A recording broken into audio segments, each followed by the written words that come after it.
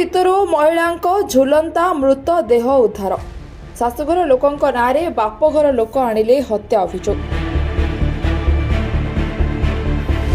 घसीपुरा थाना बालीपाड़ गाँवर जितेन्द्र महाराणांक पत्नी बबिता ओझांक झुलंता मृतदेह शौचालय उद्धार होछि। मृत्युर प्रकृत कारण अस्पष्ट थिबा बेले घसीपुरा थाना रे मृत बबितांक बापघर लोके अभियोग करछन्ति।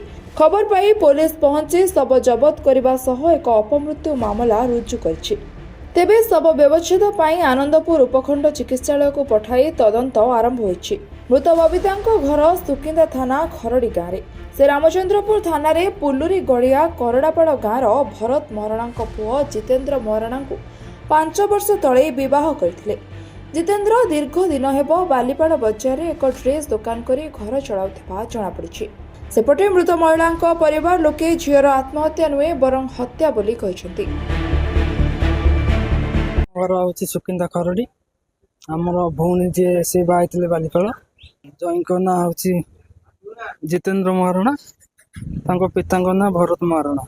आज सका आमर घर फोन आस जड़े भौणी बाहर बालीपाल घर टू टे दूर से फोन कले आम झी कौन दौड़ी लगे तुम आस आम खबर पाई आसला बेलू घरे झीर शाशुघर जो आम देखिलु सेमती किसी सिचुएसन नाला।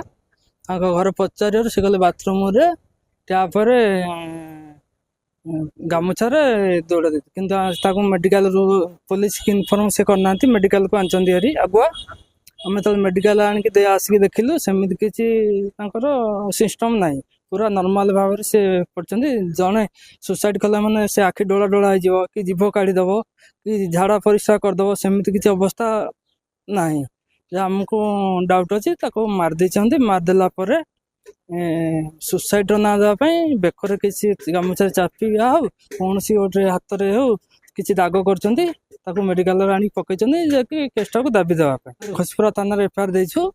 आमर आईएससी मैडम थे से पठे स्टाफ पठे से बर्तमान से इनक्वारी करके आसपे पोस्टमार्टम पाई। आनंदपुर राजकिशोर साहू का रिपोर्टर टुडे।